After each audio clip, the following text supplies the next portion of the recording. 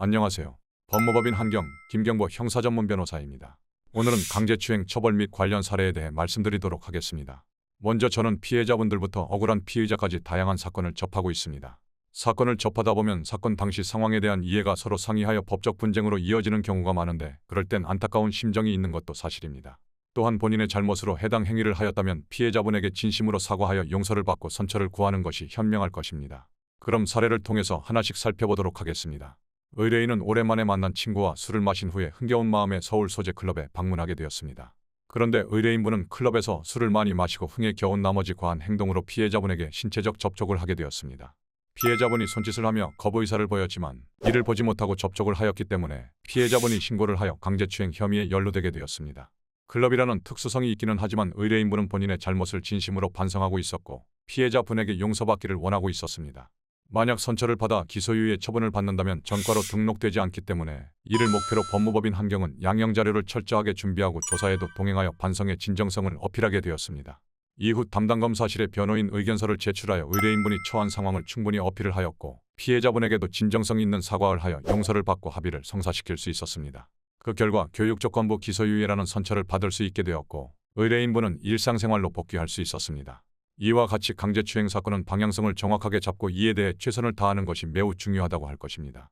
혐의에 연루된 경우 어떤 처벌이 선고될까요? 많은 분들이 강제추행이 가볍게 처벌될 것이라고 생각하여 안일하게 대응하는 경우가 많지만 이는 잘못된 생각입니다.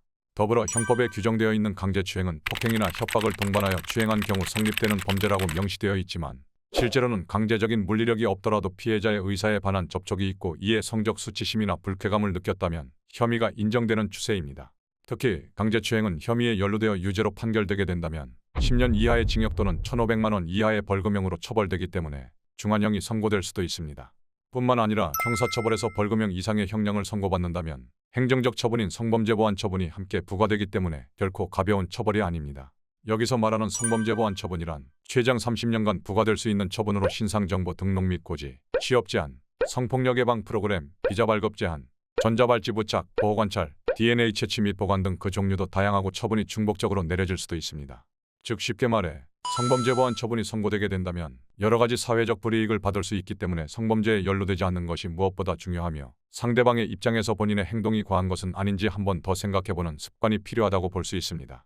혐의가 인정된다면 기소유예로 선처받을 수 있을까요? 우선 대법원 양형위원회가 명시해 놓은 양형기준표를 참고하여 자신에게 맞는 자료들을 준비하는 것이 좋습니다. 이때 혼자 준비하시기가 힘드시면 형사전문 변호사의 조력을 받는 것도 추천드립니다. 양형자료를 준비하여도 이에 대한 쟁점을 체크하여 변호인 의견서로 피력해야 될 필요성이 있을 수도 있기 때문입니다. 위에서 말하는 양형사유에는 초범인 점, 동종전과 이력이 없는 점, 진지하게 반성하는 태도, 피해자와 합의, 재범 가능성이 낮은 점, 소극적인 가담 등이 있으니 참고하시길 바랍니다. 특히 위와 같은 감형사유 중에서도 가장 중요한 요소는 피해자와의 합의와 함께 재범 가능성이 낮다는 점이니 이에 대한 부분을 철저하게 준비하는 것이 필요하다고 볼 수 있습니다. 법원 및 검찰에서는 처분을 할 때 피해자의 피해 회복에 어떠한 노력을 했는가를 판단하여 결정하기 때문에 혐의를 인정한다면 피해자와 합의를 진행하는 것이 중요합니다. 만약 수사 단계에서 합의를 하지 못했다면 형사공탁이라는 제도를 통하여 진행하는 것이 중요하다고 볼 수 있습니다. 성범죄 사건을 진행하다 보면 많은 분들이 괴로워하고 후회하는 것을 볼 수 있습니다. 더불어 성범죄 사건은 반의사 불벌죄 또는 친고죄에 해당하지 않기 때문에 법적 절차가 진행되면 돌이키는 것은 매우 힘듭니다.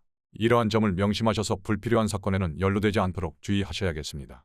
또한 많은 피해자분들의 변호를 하면서 실제 다른 사람이 모르는 많은 고통들이 있다는 사실을 알게 되었습니다.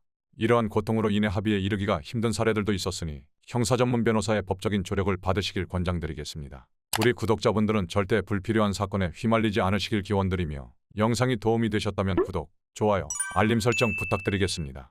이상으로 법무법인 한경 김경보 대표 변호사였습니다. 감사합니다.